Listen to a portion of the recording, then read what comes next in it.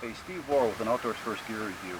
We're out on a northern Wisconsin lake, one of my favorite lakes. I've guided here for over 25 years, fishing bass, pike, walleyes, and big crappies.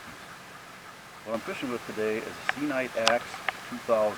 This particular reel is a high-speed reel. It's 6.2 to 1, and very smooth, very fast, casts well, and has a tremendous drag. Basically, it has a carbon fiber drag up to 20 pounds.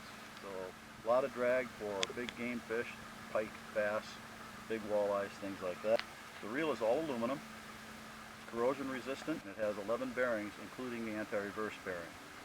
Like I said, smooth, powerful, good-looking reel, compact, relatively light.